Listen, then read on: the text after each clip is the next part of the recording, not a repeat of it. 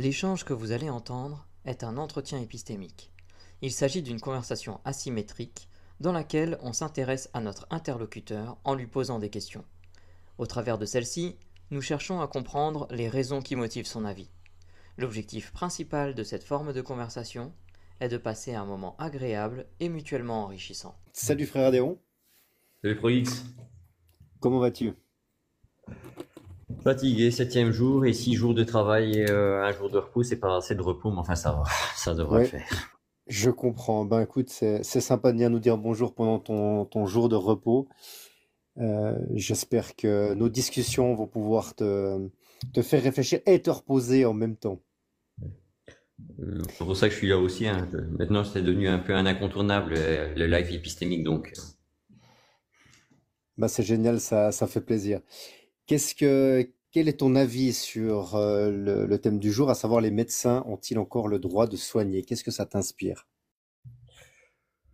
En fait, il faut prendre au cas par cas par rapport au médical, parce que quand on prend le cas de notre cher Raoult, il donne une très mauvaise image de l'ordre des médecins, déjà de nature. Déjà, au temps du Covid, il ne m'avait pas laissé un très bon avis, étant donné qu'il est très prêchi-prêcha et donne un peu plus un point de vue scientiste de la médecine qu'un avis médical clair, net et précis, plutôt un complotiste ici qui veut se faire et vu ce qu'il a pondu de ses temps-ci sur le niveau la paléontologie, les merdes qu'il nous a balancé sur les oiseaux ne sont pas des dinosaures, il aborde des sujets qu'il ne devrait pas aborder, ça Mhm. renforce un avis par rapport des gens de se dire c'est ça qui nous soigne. Et alors, ça a fait un clivage dans le monde médical, ou du moins une perception des gens du monde médical en disant, si c'est ça qui nous soigne, c'est quoi? C'est des charlatans. On est revenu à l'époque western, quoi. Ils nous vendent quoi? L'homéopathie, et ça se voit au niveau perception du monde homéopathique aussi. On dit oui, c'est quoi? Ce sont des remèdes de grand-mère, l'homéopathie. Les gens ne comprennent pas le monde médical en lui-même.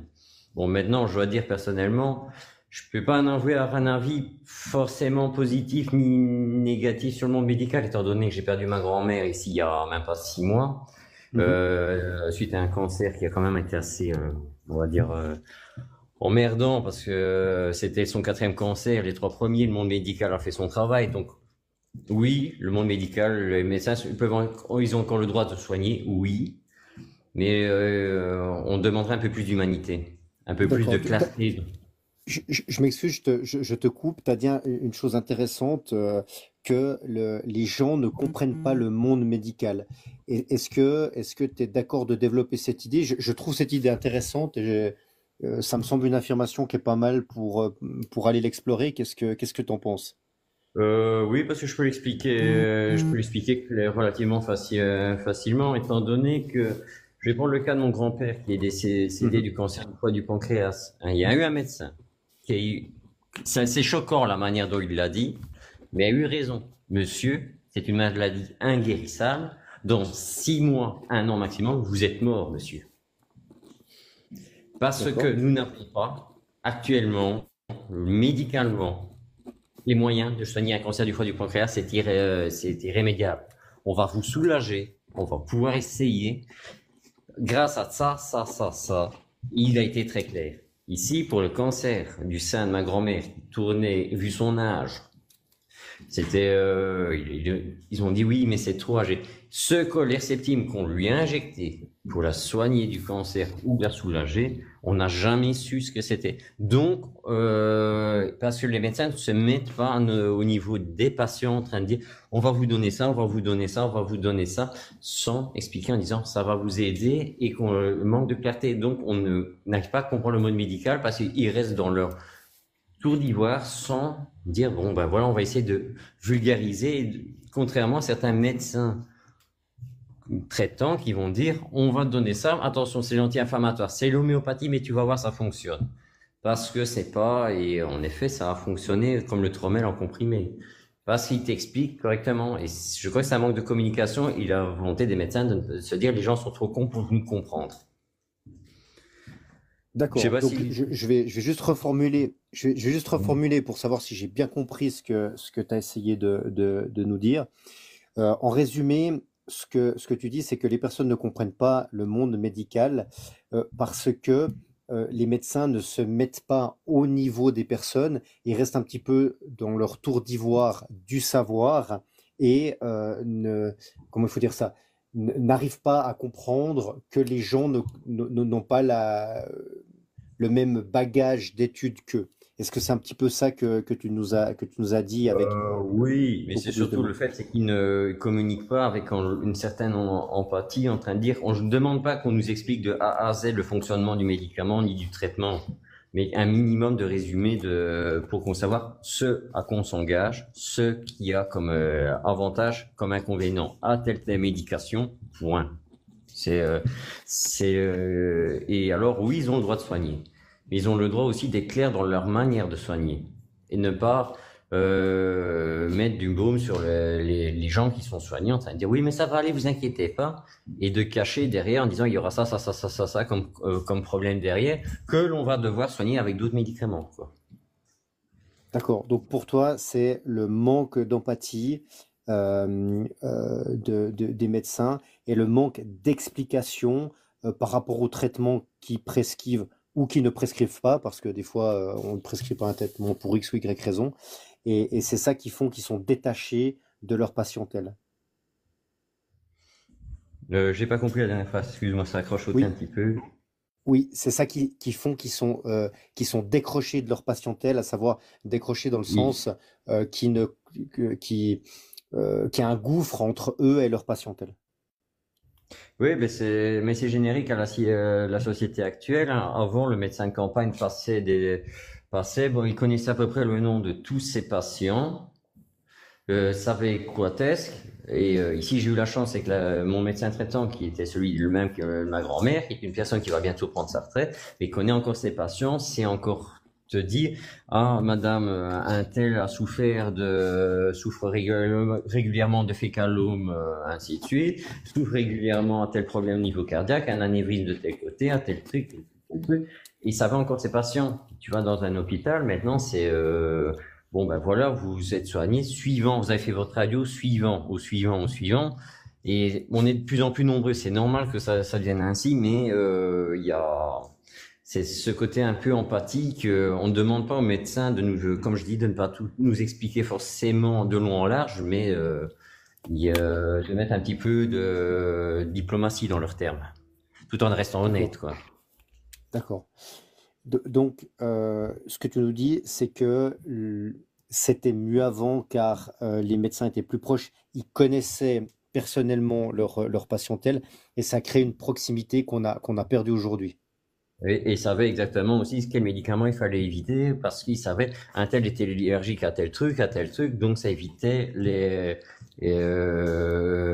parfois des erreurs de prise de médicaments mais bon, avant, il y avait des technologies qu'on n'avait pas pour ça soigner aussi. Donc, Mhm. il faut, et même les personnes médecins actuels doivent courir de plus en plus parce qu'ils ont de plus en plus de patients, ils doivent refuser la clientèle. Et donc, D'accord. Si je reviens à l'affirmation principale de les personnes ne comprennent pas le monde médical, tu es d'accord avec cette affirmation à quel pourcentage de 0 à 100?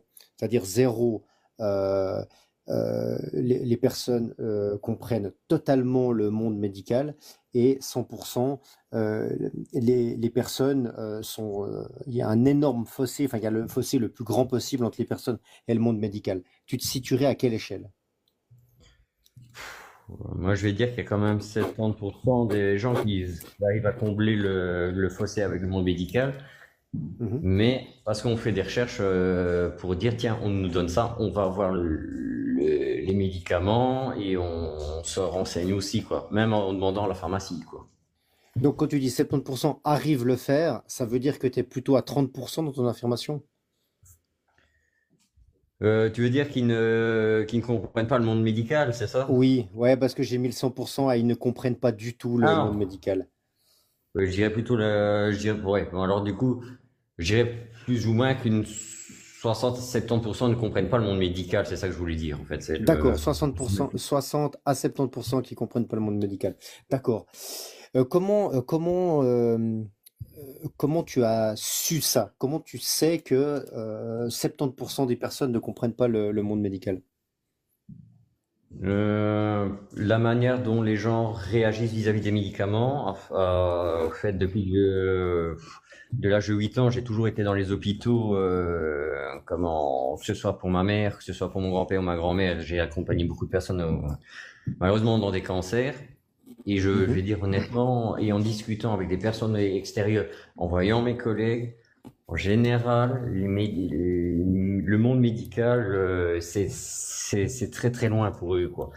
Ils connaissent les bases le petit truc pour se soigner, mais le dialoguer avec un médecin ou dialoguer avec un pharmacien de manière, on va dire, je ne veux pas dire d'égal à égal, mais avoir une discussion construite avec, c'est pas donné à tout le monde, quoi, en fait. Excuse-moi, D'accord. frère, si je peux me permettre d'intervenir, bonjour à tous. Bonjour. Non, en fait, Oui. les règles des échanges sur ce live, c'est que on a une interaction avec simplement deux personnes qui discutent pendant 15 minutes et ensuite c'est à la Ok, personne suivante. ok, Désolé, d'accord. désolé, C'est pas grave. désolé. Alors, Tu veux continuer, frère Adéon? Oui, oui, y a pas de souci. Alors, Parce que- je te pose ma question suivante. Donc, tu sais ça, notamment parce que tu as constaté la réaction des gens vis-à-vis des traitements. Ils les comprennent pas et c'est ça qui t'a convaincu que 70% des personnes ne comprennent pas euh, le, les médecins, en fait. Mais je C'est bien crois que juste. les gens ne comprennent pas tout simplement parce qu'ils ne font pas l'effort d'aller demander non plus, hein. S'ils disent le médecin sait, donc je vais prendre. Et avant, j'aurais peut-être réagi comme ça quand j'avais l'âge de 8 9 ans, mais à force d'avoir vu que parfois ce ne sont pas des erreurs médicales, j'insiste bien. C'est Mhm. d'avoir vu que de donner des médicaments à des personnes comme ma grand-mère disant on va lui donner ça, que si j'avais pas dit oui, mais vous voyez dans la notice, vous dites qu'elle doit prendre ça, c'est bien pour son cœur, mais est-ce qu'il y a-t-il le risque pour son anévrisme parce que ce médicament-là est déconseillé pour quel risque d'anévrisme? Et le médecin il fait ah, j'étais pas au courant parce qu'il n'avait pas été consulté. Que ça avait été noté sur un papier, comme quoi elle avait un anévrisme sur son ancien dossier médical qui n'avait pas été informatisé. Donc, les gens ne font pas toujours l'effort, donc du coup, oui, et donc les gens suivent, mais il n'y a pas toujours un dialogue, et c'est parfois la faute aussi du patient, hein. Parce qu'on dit beaucoup du médecin, mais les gens, ils arrivent, ah, j'éternue là, c'est comme, des fois, c'est limite soigner certaines personnes, c'est comme un soin vétérinaire. Excusez-moi, l'animal ne parle pas de ses douleurs, ben, les gens, ils sont très, très vagues dans ce qu'ils disent, j'éternue. Ils ne te disent pas exactement. Donc le médecin fonctionne parfois aussi à tâtons avec certains patients qui ne savent pas s'exprimer, savent pas dire clairement leurs symptômes, quoi. Mhm. Mhm. Et qu'est-ce qui te ferait descendre dans cette échelle de croyance? Qu'est-ce qui pourrait faire descendre ce taux de confiance que tu as? 70%, c'est relativement élevé quand même. Quel genre de preuve, quelle preuve pourrait te convaincre qu'en fait, il n'y a pas autant de personnes qui ne comprennent pas le monde médical?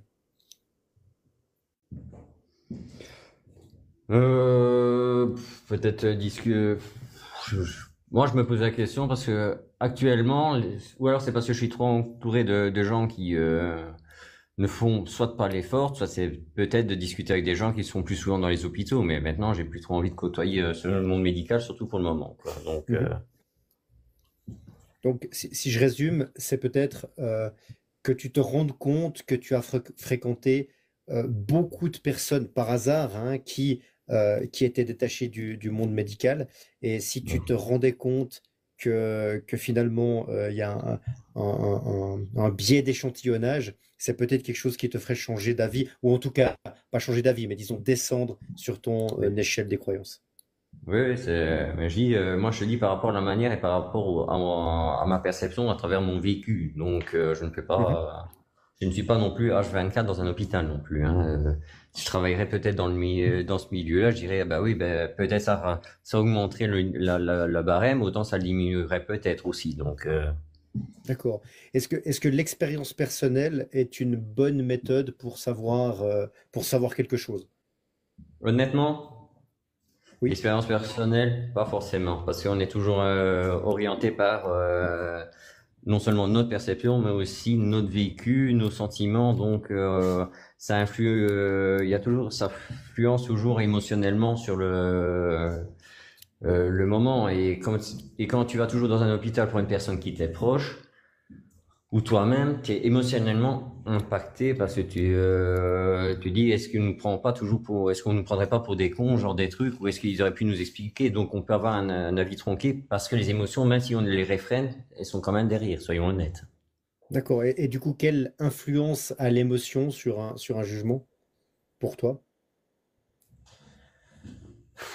Chez moi, je sais que mes émotions, ça influence à 5 à 6%, plus ou moins, ma perception des choses, parce que j'arrive quand même à les mettre de côté. Mhm. Mais ça, c'est depuis assez récemment, depuis, on va dire 7 8 ans. Avant, mes émotions prenaient beaucoup plus le dessus. Donc, on va dire quoi, D'accord, chez les gens normaux, je dirais quoi, les émotions influencent quand même dans les 30 35% facilement. d'accord. Bah écoute, je te remercie beaucoup pour cet entretien. Ça fait déjà plus d'un quart d'heure qu'on discute, le temps passe très très Oui. vite. Et avant de demander si John ou Russell ont des questions à emporter, je voulais te demander comment tu t'étais senti pendant cet entretien. Impeccable, pas de problème. Génial, Bien. bah écoute, ça me fait plaisir. Pour moi, c'est aussi un plaisir de discuter avec toi. Du coup, je demande à John ou à Russell s'ils ont une question à emporter pour Frère Adéon. Non, je suis désolé, je suis un peu en train de gérer le live là, et donc j'ai pas suffisamment bien entendu pour avoir une question pertinente. Pas de Idem, idem. problème. Bon, ben, Frère Adéon, il me reste plus qu'à te souhaiter une excellente soirée, puis te remercier encore pour cet entretien. Il n'y a pas de souci. Passe une bonne soirée à toi aussi. Bonne soirée à tout le monde. Merci beaucoup.